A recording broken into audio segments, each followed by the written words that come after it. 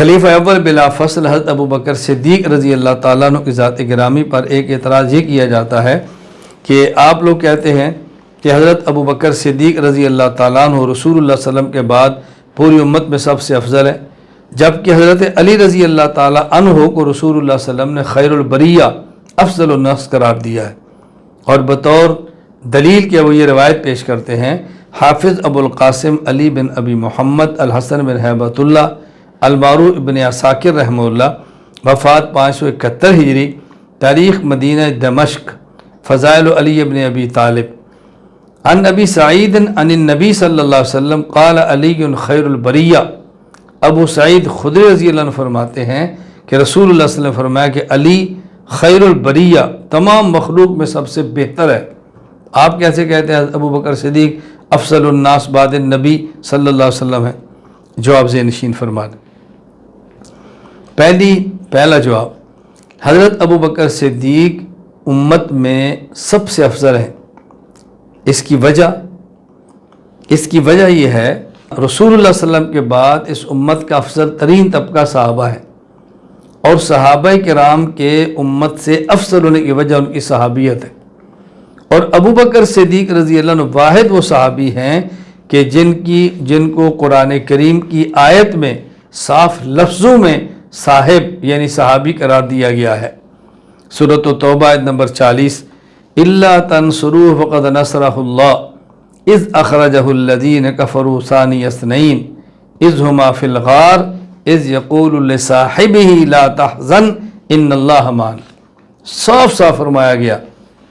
اچھا، دلیل نمبر 2، حضرت ابو بکر صدیق سب سے افضل ہے، میں اس پہ دلائل دے رہا ہوں۔ دلیل نمبر 2، صحابہ کرام رضی اللہ عنہم کی باقی تمام امت پر فضیلت کی وجہ صحابیت ہے، اور صحابہ کرام میں سے ابو بکر صدیق رضی اللہ تعالیٰ عنہ سب سے طویل صحبت ہے، یعنی سب سے زیادہ رسول اللہ صلی اللہ علیہ وسلم کی صحبت اور لمبی صحابیت کی مدت کا شرف ابو بکر صدیق کو ہے۔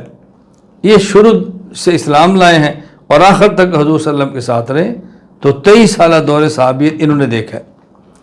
تیسری دلیل، صحابہ کرام رضی اللہ عنہم کی باقی امت پر فضیلت کی وجہ صحابیت ہے، اور ابو بکر صدیق رضی اللہ عنہ واحد وہ صحابی ہیں کہ جن کی 4 پشتے صحابی ہیں۔ حضرت ابو بکر صدیق کے والد ابو قحافہ عثمان بن عمر، نمبر 2 ابو بکر صدیق خود عبداللہ بن عثمان ان کا نام، نمبر 3 ان کے بیٹے عبد الرحمن بن ابو بکر، نمبر 4 ان کے پوتے محمد بن عبد الرحمن بن ابی بکر۔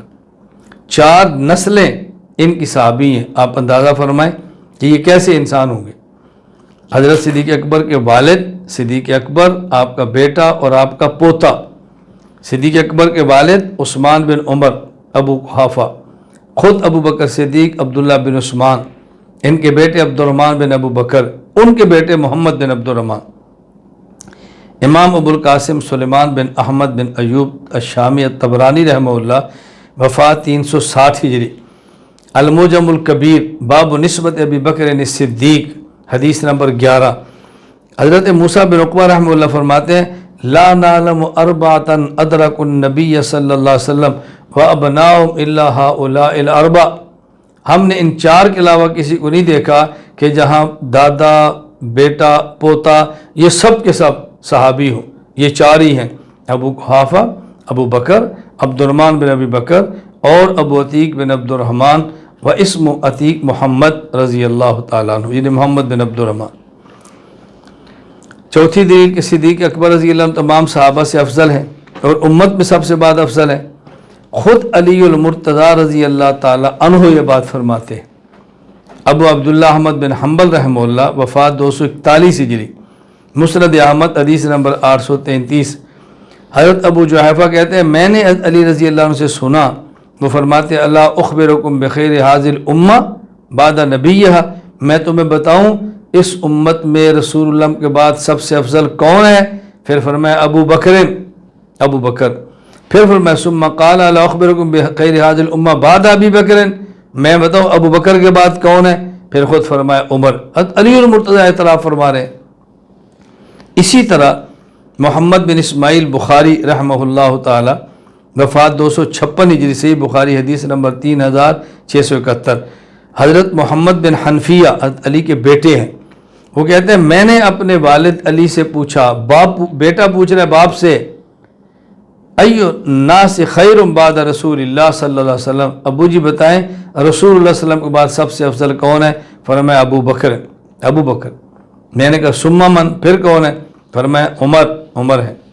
یہاں ایک بات ذہن میں رکھ لیں، حضرت علی رضی اللہ تعالیٰ عنہ کے ایک بیٹے ہیں جن کا نام ہے محمد، اور ان کی والدہ کا نام ہے خولہ بنت جعفر۔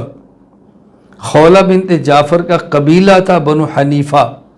حضرت علی کے اس بیٹے کو محمد بن علی کی بجائے محمد بن حنفیہ کے نام سے شہرت ملی ہے، یعنی محمد بیٹا اس عورت کا جس کا قبیلہ بنو حنیفہ تھا، محمد بن حنفیہ۔ میں اس لیے وضاحت کر رہا ہوں کہ آپ کے ذہن میں رہے کہ محمد بن حنیفہ کون ہے۔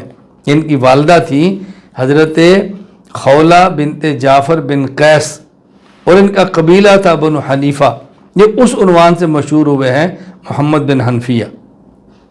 دوسرا جواب، پہلا جواب میں نے کیا دیا؟ ابو بکر صدیق اس امت میں سب سے افضل ہیں، اس پہ دلائل۔ دوسرا جواب، یہ جو روایت پیش کی جاتی ہے اس میں دو راوی ہیں، ایک محمد بن کثیر کوفی اور ایک ابو سمرہ احمد بن سالم۔ ان پر ایسی جرح ہے کہ بعض نے اس روایت کو موضوع تک قرار دیا ہے کہ من گھڑت ہے۔ چنانچہ دیکھیں، ان میں پہلے راوی محمد بن کثیر کوفی، ان کے بارے میں ابو الفرج عبد الرحمن بن ابو الحسن علی بن محمد البغدادی رحمہ اللہ، معروف ابن جوزی، وفات 597 ہجری، الموضوعات ابن جوزی، کتاب الفضائل والمناقب، کہتے ہیں علی خیر البریہ ھذا حدیث لا یصح عن رسول اللہ صلی اللہ علیہ وسلم، یہ حدیث اللہ کے نبی ثابت نہیں ہے۔ اما حدیث علی ففیہ محمد بن کثیر الکوفی وہو المتہم بوضعہ فإنہ کان شیعیا، اس کے اوپر تہمتی کی حدیثیں گھڑتا ہے اور یہ شیعہ تھا۔ یہاں میں ایک لفظ کی ویسے عرض کر دوں، یہ لفظ ہے ابو الفرج عبد الرحمن بن ابو الحسن، اس کو جب بھی پڑھیں ابو الفرج را کے فتح کے ساتھ پڑھیں۔ لغت عرب میں جب لفظ فرج پڑھتے ہیں بفتح الرا پھر معنی اور ہوتا ہے، اور جب فرجن پڑھتے ہیں بسکون الرا تو معنی اور ہوتا ہے۔ لغت عرب میں الفرج بفتح الرا اس کا معنی ہوتا ہے کشادگی، اور فرج بسکون الرا اس کا معنی ہوتا ہے خاتون کی شرمگاہ، اور بس اوقات مرد کی شرمگاہ کے لیے بھی استعمال ہوتا ہے لفظ والذین هم لفروجہم حافظون، یہ سب کے لیے استعمال ہوا ہے۔ یہ میں اس لیے کہہ رہا ہوں کہ اس کو پڑھنے میں احتیاط کریں، ابو الفرج پڑھیں را کے فتح کے ساتھ۔ دوسرے اس میں راوی ہیں ابو سمرہ احمد بن سالم، ان کے بارے میں علامہ شمس الدین ابو عبداللہ محمد بن احمد عثمان ذہبی رحمہ اللہ، وفات 748 ہجری، تلخیص و کتاب الموضوعات ابن جوزی، باب مما وضع علی رضی اللہ عنہ، کہتے ہیں احمد بن سالم ابو سمرہ ولیس بثقۃ، قابل اعتماد راوی نہیں تھا۔ قاضی محمد بن علی بن محمد بن عبداللہ شوکانی رحمہ اللہ، وفات 1250 ہجری، الفوائد المجموعہ فی الاحادیث الموضوعہ، کہتے ہیں حدیث علی خیر البریہ، یہ جو حدیث ہے رواہ ابن عدی عن ابی سعید مرفوعا وفی اسنادہ احمد بن سالم، اس میں ایک راوی ہے احمد بن سالم ابو سمرہ ولا یحتج بہ، اس کی حدیث کو بطور دلیل پیش نہیں کیا جا سکتا، ھذا کذب، یہ جھوٹ ہے۔ وقال ابن الجوزی موضوع، ابن جوزی کہتے ہیں یہ من گھڑت ہے۔ تو موضوع حدیث کی بنیاد پر اعتراض مت کریں۔